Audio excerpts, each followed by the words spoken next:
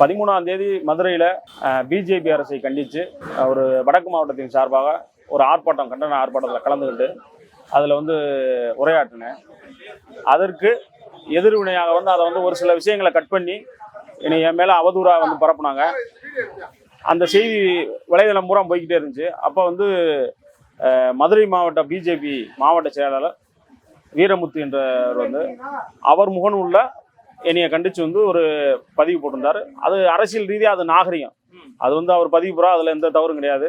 ஏன்னா அவர் ஒரு கட்சியில் மாவட்டத்தில் இருக்காரு, அதை கண்டித்து பதிவு போகிறா, அது நாகரிகமாக அதை நாங்கள் ஏற்றுக்கிட்டோம். நேற்று ஒரு 1:50க்கு எனக்கு அவர் அலைபேசியிலேருந்து எனக்கு ஃபோன் பண்ணுறாரு.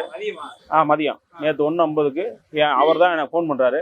ஃபோன் பண்ணி பேசுகிறாரு. நாகரிகமாக நானும் பேசுகிறோம். 20 நிமிஷம் எங்களுடைய உரையாடல். அதில் நாகரிகமாக பேசுகிறாரு, நானும் பேசுகிறேன். ஆனால் கடைசியில் அவரால் ஒன்றும் நான் எது சொன்னாலும் கோவப்பட மாட்டேமே அப்படின்றதுக்கு தெரிஞ்சு அவர் வாலண்டரியாக கோவப்படுறாரு.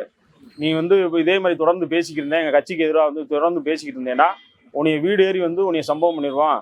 நீ இந்த மாதிரி நீ சிறுத்தைக்கணின்ற ஒரு ஆளே கேரக்டரே இருக்காது அப்படின்னு சொல்லி ஃபோனில் கொலை மிரட்டல் விட்டாரு. அதற்கு நான் அரசியல் ரீதியாக நம்ம கருத்தியலாக நீங்கள் பேசுங்க, நம்ம கருத்தியலாக பேசுவோம், அதில் எந்த மாற்று கருத்து இல்லை. என் வீட்டுக்கு வாங்க, சாப்பிடுங்க. ஆனால் ஒரு மாதிரியா மிரட்டல் தோணியில் அவர் பேசுறது அதாவது தனிநபர் தாக்குதல், அதாவது ரவுடிசமாக அவர் பேசுகிறாரு. அதுக்கு நாங்கள் ஆள் கிடையாது. நாங்கள் அறிவு சார்ந்த வம்சமாக எங்கள் தலைவர் எங்களை மாற்றி போய்க்கிருக்காரு. நாங்கள் அறிவு சார்ந்த விஷயமாக அரசியலில், யூடியூப் சேனலில், எல்லா இடத்துலையும் எங்களை இவ்வளோ தூரம் எங்களை ஒரு வளர்த்து எடுத்திருக்காருன்னு சொன்னால், நான் 10th தான் படிச்சிருக்கேன். நான் பெரிய லெவல்லாம் வந்துக்கல. என்னை இவ்வளோ தூரம் வளர்த்துறதுக்காக எங்களுடைய தலைவருக்கு தான் அந்த பெருமை சேரும். முழுக்க முழுக்க எங்கள் தலைவரை அண்ணாமலை ரவுடிகள், நான் பல இருந்திருக்கேன், எஸ்பியாக இருந்திருக்கேன். நான் பல ரவுடிகளை பார்த்தேன்னு சொன்னால் அப்போ எங்கள் தலைவர் ரவுடியா? அவர் உரிமையில் எங்கள் தலைவர் இப்போ அண்ணாமலை தமிழ்நாடு தலைவர் கூட கிடையாது. அவங்களுக்குள்ள போட்டியில் மீடியாவில் பேசணும், அவர் ஆளாகணும், பெரிய ஆளாகணும்ன்றக்காண்டி எங்கள் தலைவர் முழுக்க முழுக்க வம்புக்கு இழுத்துக்கிருக்காரு. இது ஒரு தேர்தல் டயத்தில் ஒரு சமூக பதட்டத்தை உண்டாக்கணும் அப்படின்னு முழுக்க முழுக்க பிஜேபியில் இருக்கிற ரவுடிசம் பூரா பிஜேபியில் தான் பொறுப்பாளரில் இருக்காங்க. அதனால அவங்களால எங்களால் கருத்தியலை பேசி ஜெயிக்க முடியலன்றதுனால தனிநபராக உன்னை நான் கொண்டு விடுவேன், வச்சு விடுவேன், உன்னை வீட்டில் கொண்டு விடுவேன் அப்படின்னு சொல்லி என்னை மிரட்டுறாரு. அது சம்பந்தமாக தான் எங்களுடைய கட்சி சமத்துவ வழக்கறிஞர் ஆலோசனைப்படியும் மாநில மாவட்ட பொறுப்பாளர் ஆலோசனைப்படி நான் இப்போ ஐயாவை முறையாக மனு கொடுத்து அவரை சந்திச்சிருக்கேன். உரிய நடவடிக்கை எடுக்கிறோம்னு சொல்லியிருக்காரு. இல்ல இப்ப அந்த ஆடியோன்றது ஒரு 20 நிமிஷத்துல கட் ஆகுது. அதுக்கப்புறம் தொடர்ந்துச்சா அதுதான் அது வரைக்கும் அந்த ஆடியோ நான் எடுக்கல. அந்த ஆடியோ நான் பேசுனது அவரே பதிஞ்சு, அது அவருடைய வாக்குமூலம் தான். அவருடைய வாக்குமூலத்துல கடைசி ஒரு 2 நிமிஷம் பார்த்தீங்கன்னா நான் அந்த வீடியோ பூரா பாருங்க. இதுல யார் மேல தவறு இருக்குன்றத அரசியல் விமர்சகர் யார் மேல தவறு என்பதை நீங்க சொல்லுங்க, நான் ஏத்துக்கிறேன். கடைசி 2 நிமிஷம் என்னால் சமாளிக்க முடியலன்றதுக்காண்டி அவர் என்னை கோபப்படுத்துறதுக்காண்டி அவர் பேசுறாரு. அந்த மாதிரி உன்னை வீடு ஏறி செஞ்சுடுவேன். அப்புறம் அதில் ஒரு வார்த்தை சொல்றாரு, பிஜேபிக்காரங்க சொன்னா கூட நான் கேட்க மாட்டேன், உன்னை நான் சம்பவம் பண்ணிடுவேன் அப்படின்னு சொல்றாரு.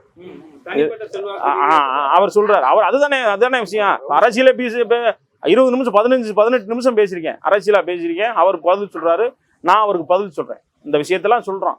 அவர் என்னைய மீடியாக்களை விளம்பரம் தேடுறதுக்காண்டி என்னை நான் பேசுனதை பதிஞ்சு சிறுத்தை ஓடியது அப்படின்றதுக்காண்டி, பம்மியதுன்றதுக்காண்டி போடுறதுக்காண்டி, விளம்பரம் தேடுறதுக்காண்டி அவர் பண்றாரு. இல்ல இப்ப நீங்க பிரதமருடைய வாகனத்தை நிறுத்துவேன், அண்ணாமலையுடைய வாகனத்தை நிறுத்துவேன்னு சொன்ன கருத்து தானே அவங்க எதிர்வினையாற்றாங்க. இல்ல, நான் அதுக்கு சொல்லிட்டேன். பிரதமர் யாருக்கும் சொந்த தனிநபர் சொந்தமானது கிடையாது. அவங்க பெரியப்பாவை பேசல, சித்தப்பாவை பேசல. எனக்கும் அவர் பிரதமர். அப்ப எனக்கு உரிமை இருக்குல்ல, அவரை மறிச்சு நான் கேள்வி கேட்கறதுக்கு எனக்கு உரிமை இருக்குல்ல. ஒரு சாமானிய மனிதனுக்கு உரிமை இல்லையா? பிரதமர் நாங்க தானே கொண்டு வந்தோம் பிரதமரை. எனக்கும் பிரதமர் தானே. அதுக்கு நான் விளக்கம் நிறைய சொல்லியிருக்கேன். நீங்க அதுல பாத்தீங்கன்னா தெரியும், அவர் எனக்கும் பிரதமர். அதனால கேட்கறதுக்கு எங்களுக்கு வண்டியை மறிச்சு கேட்கறது. அவங்க அதைத்தான் சொல்றேன், நான் பேசுறத திருச்சு அவங்க டைவெர்ட் பண்ணி போடுறாங்க. வேற ஒண்ணும் இல்ல. நான் பிரதமருக்கார நிப்பாட்டினேன் எல்லாத்தையும் விளக்கமா சொல்ல முடியாதுயா.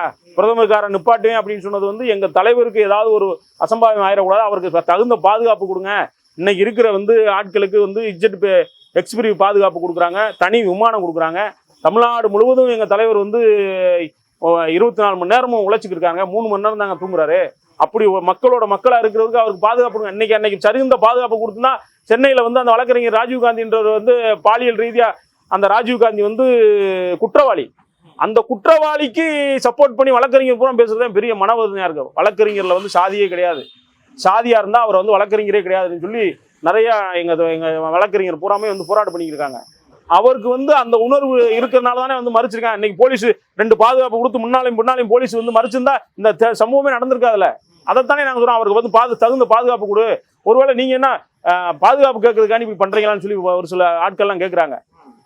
ஒரு மிகப்பெரிய ஒரு தமிழ்நாடு லீடரு, அவருக்கு ஏதாவது அசம்பாவிதம் ஏதாவது நடந்துச்சுன்னா இது தமிழ்நாடு முழுவதும் ஒரு ரிசீவ் ஆகுங்கள. அதுக்காண்டி தான் சொன்னேன் தீபாவளி கொண்டாட முடியாதுன்னு சொல்லி. அதை தவறா வந்து ஒரு சில மீடியாக்கள் வந்து தவறா கட் பண்ணி அதை சொல்றாங்க. தமிழ்நாடு முழுவதும் இந்த தீபாவளி டயத்துல ஒரு பதட்டமாகி ஒரு பசும்பொறியில் நடந்துச்சு, ஒரு பதட்டம் இருந்துச்சுன்னா எப்படி மனுஷ மக்கள் வீதியில போவாங்க? இது ஒரு நல்ல எண்ணத்துக்காண்டி தான் சொன்னேன். அதை வந்து திசை திருப்புறாங்க, வேற ஒண்ணும் இல்ல. ஆமா, எங்க தலைவரை பேசிட்டு இன்னமும் சொல்றேன், இன்னமும் பேச சொல்றேன். நான் சொன்னதுல தவறு கிடையாது. அரசியல் ரீதியா பேசினா அரசியல் ரீதியா நம்ம கருத்தா பேசுவோம். நீங்க தனிநபர் விமர்சனம் பண்ணி அண்ணாமலை வந்து எங்க தலைவரை ரவுடின்னு சொல்றாப்புலங்க. அது எப்படி ஒரு முன்னாள் மாநில தலைவர் வந்து இப்ப சொல்லலாம்? இப்ப இருக்கிற நைனா நாயந்தர் பேசட்டும், தலைவரா பேசட்டும், அரசியல் ரீதியா விவாதம் பண்ணுவோம். எங்க தலைவர்கிட்ட பேசட்டும், பேசி ஜெயிக்கட்டும். அதுல எந்த மாட்டு கருத்து இல்ல. நீங்க வந்து தனிநபரா வந்து அண்ணாமலைக்கு என்ன உரிமை இருக்கு எங்க தலைவரை பேசுறதுக்கு? எங்க அண்ணாமலையை வந்து எங்க தலைவரை பேசுறதுக்கு என்ன உரிமை இருக்கு? அவர் வந்து சொல்றாரு, ரவுடிகள் வந்து நான் பல ரவுடிகளை பார்த்தவன், நான் இதெல்லாம் வந்து பெரிதா ஏத்துக்கிற மாட்டேன்னு சொன்னா அப்ப எங்க தலைவர் ரவுடியா? அப்ப இதை வந்து சமூக பதத்தை உண்டாக்குறதுக்கு தானே அவர் வந்து மேலும் வந்து இதை பேசிக்கிட்டு இருக்காரு.